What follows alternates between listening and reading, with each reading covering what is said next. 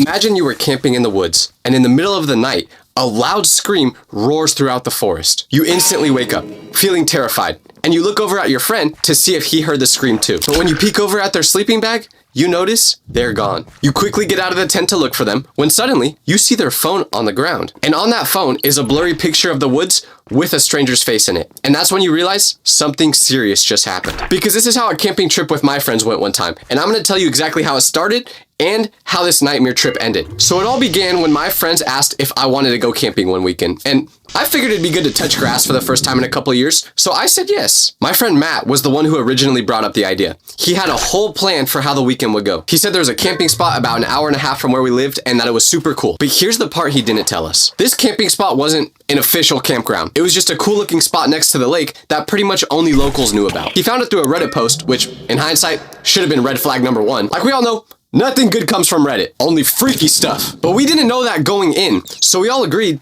that we were down. The plan was simple. Friday to Sunday, pack light, be ready to rough it out a little bit. Because this was real camping. There wasn't going to be any service, no power, no bathrooms. We didn't want to be those people that say we're going camping, yet we sleep in a king-size bed. Nah. We were trying to do it like our ancestors thousands of years ago. But you know what this meant? No doom scrolling for a whole weekend. Now here's the thing. Even though we're all big boys, we prepared for this trip like how middle schoolers would. My friend Jaden brought 5 bags of chips and literally nothing else. My friend Aaron forgot his sleeping bag entirely, and I brought the baby oil. Nah, I'm just kidding. Or am I? But anyways, point is, we didn't prepare like we should have at all. And that would really come back to bite us once we went on the trip. We all piled into one car and hit the road Friday afternoon.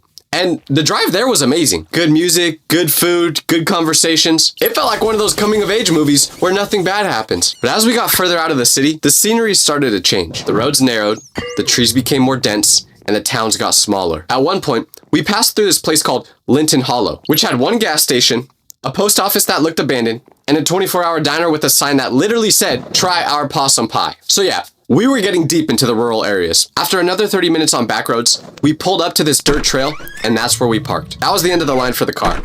From here, it was a short hike into the woods to get to the spot where we were going to set up camp. And this is where we should have started to get worried. Because as we're unloading our stuff from the car, this old guy walks by us on the trail. Probably in his late 60s, big beard, camo jacket, the kind of guy who looks like he lives out here. But if you've ever met someone that lives in the woods full time, let's just say they're usually a little different. Normally harmless, but not always.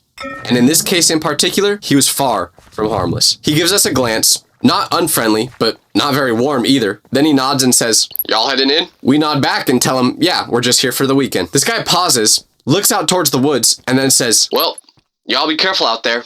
It gets real easy to get stuck in these woods after dark." And then he just kept walking, which, objectively speaking, I don't think that's how you want a conversation with the random man in the woods to end. Because that didn't sound like a warning.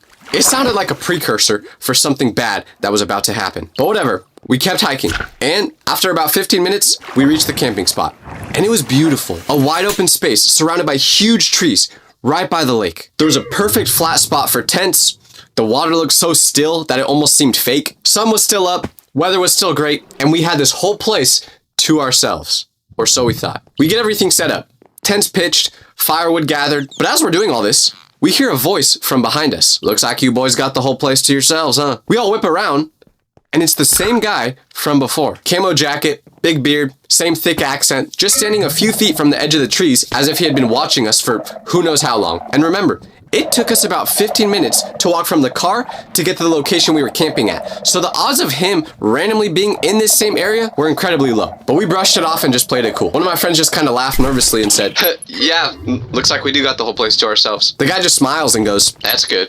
Used to be real busy around here, but folks don't usually come out this way no more." He pauses again, as if he's trying to decide whether to say more or not, and then he just goes, "Well, y'all have a good night." Then he just disappears back into the forest. We shake it off because it's daylight, I'm with my friends, and if anything were to happen to us, all I gotta do is be faster than one person. And luckily, my boy Jaden is slow. I'm not kidding. That man is slower than a girl responding to my text, so I was good. Eventually, the sun starts to go down and we build a fire. Now this is where the vibe starts to shift, because no matter how old you are, the moment you get around a campfire with your friends, you're going to start telling scary stories. You don't even choose to do it. It just happens. So we start all sharing ones that we know. Jaden tells one about a man who went missing in the woods and was found years later living in a cave convinced that he never left his hometown. Aaron tells a real one about his brother's friend who went camping in Utah, and when he came back, he was genuinely convinced that Bigfoot was real. Like, it completely changed him. Then Matt, of course, who always says the stupidest things, tells a story that made no sense. Something about a werewolf, a flashlight, and Walgreens. But it felt like one of those rare nights where everything was just perfect. Just us, the woods, and the fire crackling in the middle. Eventually it gets late, around 1 in the morning, and we're all ready to go to sleep. So we grab water, start putting the fire out, and we head for our tents. Now, something I should mention. We set up 3 tents. Jaden and Aaron in one, Eli and Matt in another, and me solo. Because I talk a lot in my sleep, and I guess no one wanted to get serenaded by my beautiful voice. Which is fine, whatever. I prefer to sleep by myself anyway. I definitely did not want to snuggle with the homies. I promise. They ask you how you are, you just... So we all zip up our tents for the night, and now the woods are silent. And eventually, I fall asleep. But then at some point during the night, I wake up to a loud scream. It was just one word. Hello! It sounded like someone yelling from the middle of the woods, but not in a scared, help me way, just hello! Like they were calling out to no one in particular, just throwing it out there in case someone or something responded. My eyes snapped open and I instantly sat up in my tent because the sound didn't seem that far away. Now, my initial thought wasn't ghost or creepy guy from earlier. At first, I thought it was one of our friends messing with us. I figured one of my friends, probably Matt, was trying to just freak us out. He was way too excited about the creepy storytelling earlier, and I would not be surprised if he just thought it would be funny to prank us at 3 a.m. So I unzip my tent and just peek out a little bit. Everything is still. The fire's completely out. The moonlight is making it so you can kind of see into the distance, but not much because of how thick the forest is. And none of my friends' tents are moving or lit up. So either my friends were super committed to this bit, or they didn't hear the sound that I just heard. I sit there with my face poked out of the tent, just listening, but it's just silence. So then I whisper, Matt. No response. I whisper louder, Matt, if that was you, no one thought that was funny, bro. Still nothing though. So I finally unzip the rest of my tent, walk out, and head towards my friend's tent. Theirs were all still zipped up tight. So now I'm starting to think, did I just imagine that sound? Was I dreaming it? I'm literally standing in the middle of where we were camping, trying to figure out if I just hallucinated that voice or not. But then that's when I noticed something. Matt's shoes. They weren't outside the tent anymore. Earlier in the night, I saw them lined up right next to his tent. Bright red Converse. Hard to miss them. But now, they were gone. So I crouched down and whispered, Matt. No answer. So I unzipped their tent slightly just to peek inside. But when I do that, my heart drops into my stomach. Because Eli's inside, alone. I'm staring at the tent, and half of it is empty. Matt's half. And what's weird was, his shoes?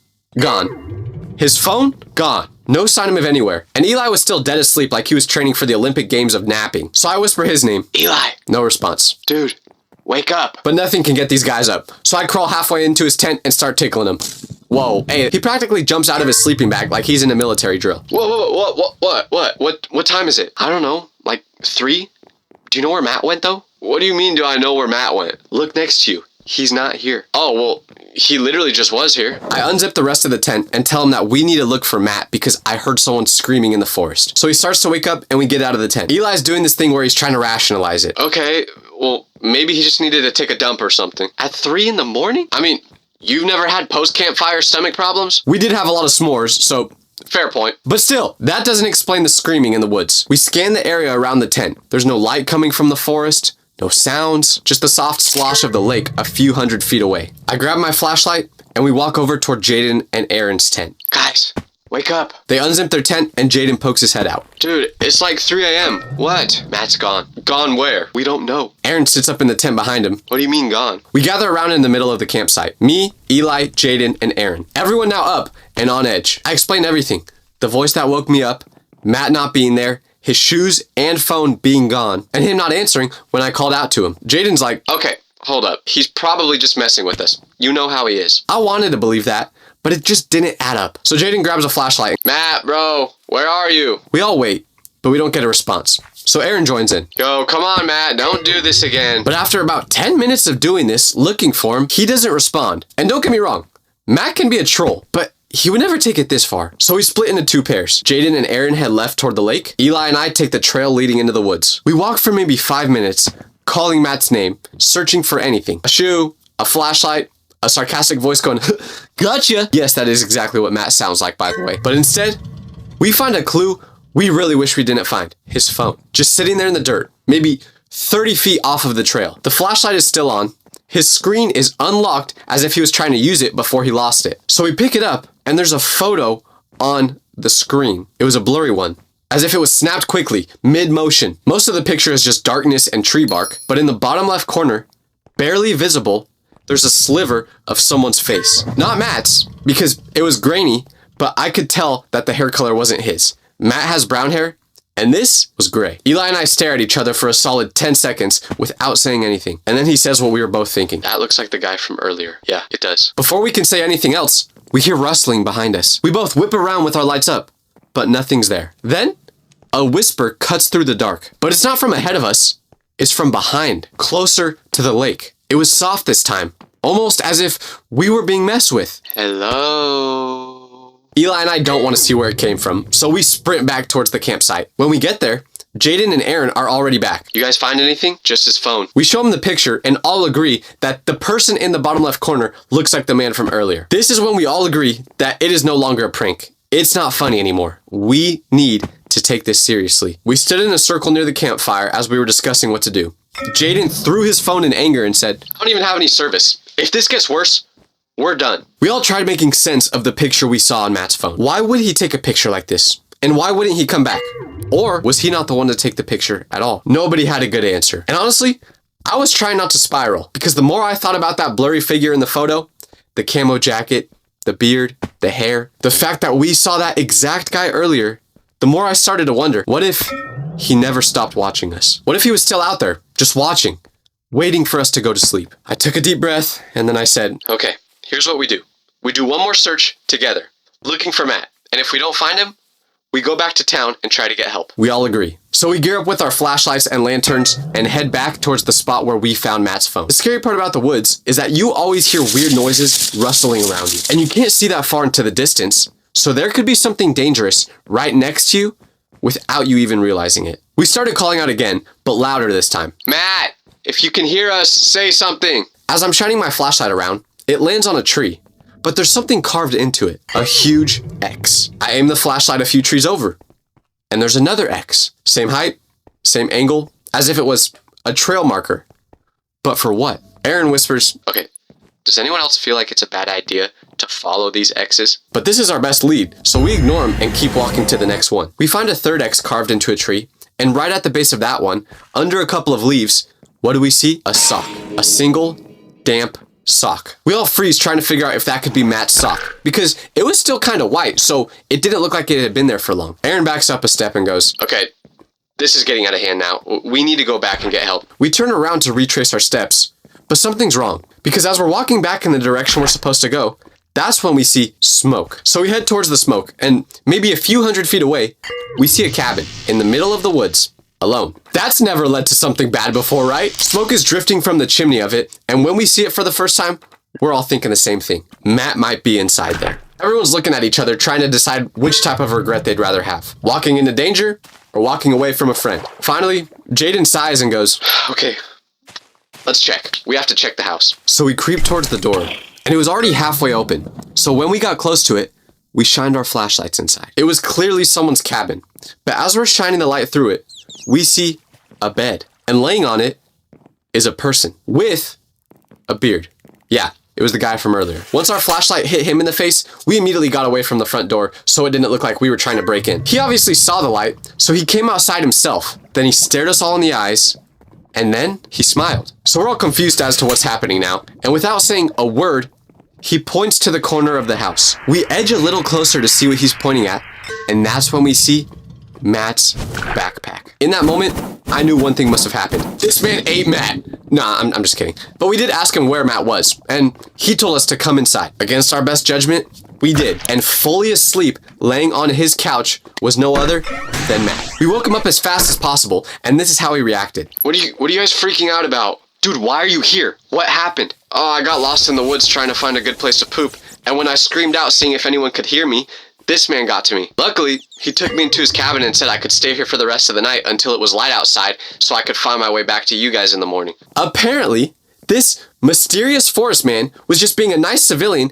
and giving our friend a place to sleep because he was lost. But also, remember how I said he followed us about 15 minutes into the woods that day? Yeah, well, it turns out That guy owned about 50 acres of land in that forest. So we were technically trespassing onto his property in the camping spot we were at. So he was just watching us to make sure we weren't doing anything bad since we were on his property. But knowing that we were trespassing on his property, he never even kicked us out. He just wanted to make sure that we didn't do anything bad. So if you guys see a creepy looking man in the middle of the forest, odds are they're pretty cool. So go into their cabin. No, I'm just kidding. Don't do that.